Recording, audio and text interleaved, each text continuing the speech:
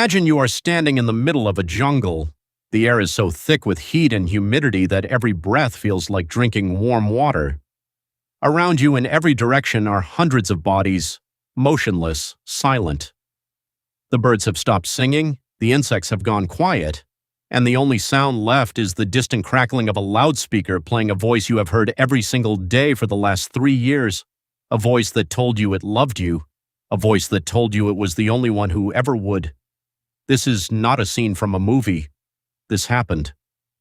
On November 18, 1978, in a remote clearing carved out of the jungle of northwestern Guyana, 918 people died in a single afternoon. Most of them drank poison, some were injected, a small number were shot trying to run, and the man responsible was not a warlord. He was not a dictator with an army. He was a preacher from Indiana who wore aviator sunglasses and called himself the reincarnation of Jesus Christ and Lenin simultaneously. His name was Jim Jones. But here's the thing you need to understand before any of this makes sense. Not one of those 918 people woke up that morning planning to die. Most of them were teachers, nurses, farmers, elderly black women from San Francisco who had survived Jim Crow and found in Jim Jones the first white man who ever treated them like equals, college students, Vietnam veterans, children, real people with real lives who had, over months and years, been moved one quiet step at a time towards something they would never have agreed to at the beginning. That is the horror, not the ending, the process. Jim Jones founded the People's Temple in Indianapolis in the 1950s, and in the beginning there was genuinely nothing terrifying about it. The church was racially integrated at a time when that was illegal in many states and socially explosive in most of them. Jones healed the sick, he said. He fed the hungry. He marched for civil rights. He adopted children of multiple races into what he called his rainbow family. Celebrities visited. Politicians embraced him. The mayor of San Francisco publicly praised him. When the People's Temple relocated to California in the late 1960s, thousands of new members flooded in. By the mid-1970s, the church had over 20,000 members and significant political influence across the state. So how does a progressive church in San Francisco become a mass grave in South America? Psychologist Robert Cialdini spent decades studying the architecture of influence, and one of the core principles he identified is what he called commitment and consistency. Once a person makes a small decision, they will naturally make larger decisions in the same direction in order to stay consistent with who they have decided they are. Jim Jones understood this intuitively years before the academic literature caught up with him. He did not ask new members to give up their lives. He asked them to come to a meeting, then to bring a friend, then to donate a small amount, then a larger amount, then to move into church housing, then to sign over their paychecks, then to surrender their passports. Each step felt like a small, natural extension of the one before it. By the time people were living communally in Jonestown, guarded at the perimeter and forbidden from leaving, they had already made 1,000 smaller decisions that had quietly dismantled every exit in their mind. Jonestown itself, the agricultural commune carved out of the Guyanese jungle, was sold to members as a paradise. A socialist utopia free from the racism, the capitalism, and the violence of America.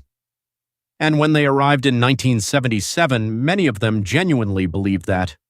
The land was fertile, the children played.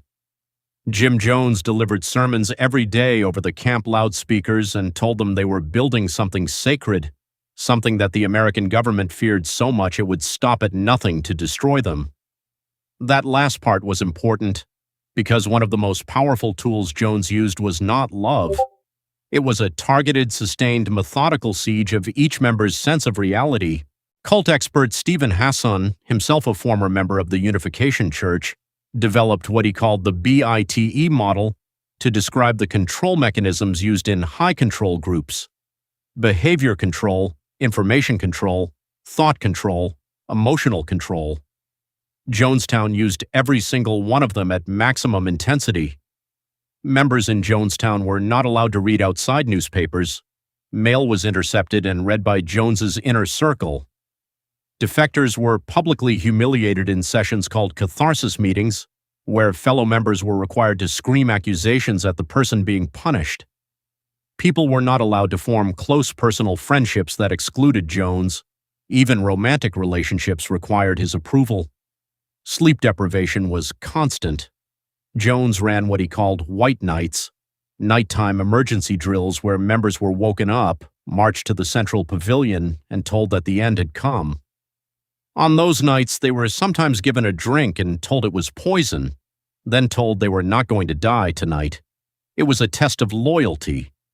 He ran those drills more than 40 times before November 18, 1978. Think about what that does to a person. Think about what it means to rehearse your own death until the rehearsal and the reality become indistinguishable. By the time the real poison was mixed into the vat of purple Flavor Aid on that final afternoon, many of the people who drank it had already made peace with dying months before. Jones had not forced them to a place they had never been. He had walked them there so slowly, so incrementally, so lovingly, that by the end they could not see the distance they had traveled. On November 14, 1978, 4 days before the massacre, Congressman Leo Ryan flew to Jonestown with a delegation of journalists and concerned family members of People's Temple members. It was the first time any official from the outside world had physically entered the compound. Some members tried to slip defection notes to the delegation. Jones smiled for the cameras. When Ryan's group attempted to leave with a small number of defectors the following day, Jones's armed security forces followed them to the airstrip and opened fire. Congressman Ryan was shot dead on the tarmac. 3 journalists and 1 defector were killed alongside him. It was the first and only assassination of a sitting U.S. congressman in American history. Jones knew what was coming after that. He ordered the final white night. The recording of what happened next exists. It is 44 minutes long. Researchers and journalists have called it the death tape, and it contains the actual audio of the final moments inside Jonestown. You can hear Jim Jones speaking, you can hear babies crying, you can hear some members protesting, asking why the children had to die too, and you can hear Jones responding calmly, methodically, using the same language he had always used. Revolutionary suicide, he called it, a protest against a world that had tried to destroy them. One woman named Christine Miller stood up and argued with him directly. She said there were other options. She said they could go to the Soviet Union. The crowd shouted her down. Jones thanked her for speaking but overruled her. The nurses began administering the cyanide to the children first. 918 people, 304 of them were children. The body that hit the floor last was Jim Jones himself. He was found with a single gunshot wound to the head. Whether he administered it himself or someone else did it for him has never been definitively proven. In the weeks that followed, journalists and psychologists and government officials all asked the same question. How? How do educated, rational, loving people end up here? And the answer that emerged, slowly and uncomfortably, was the same answer that Robert Lifton had identified years earlier in his landmark 1961 study of thought reform and the psychology of totalism. The answer was that it does not require stupidity, it does not require weakness, it requires instead a very human thing, a need to belong, a need to believe that someone in this world sees you and loves you and is building something better. Jim Jones had understood that need better than almost anyone in the 20th century, and he had used it with the precision of a surgeon and the conscience of no one.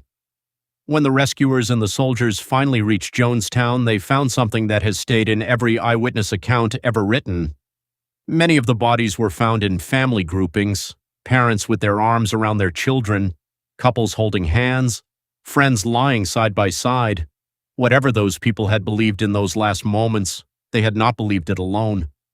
They had been together, as they had always been together, since the first meeting in Indianapolis, since the first sermon, since the first small decision that felt like nothing at all. Tonight, if you find yourself somewhere that tells you the outside world cannot be trusted, somewhere that asks you to cut off the people who love you most, somewhere that says your doubts are a betrayal and your questions are an enemy, remember the jungle. Remember the 918 people who started like you by simply wanting to belong to something good. The most dangerous place in the world is not the one that looks dangerous, it is the one that looks exactly like home.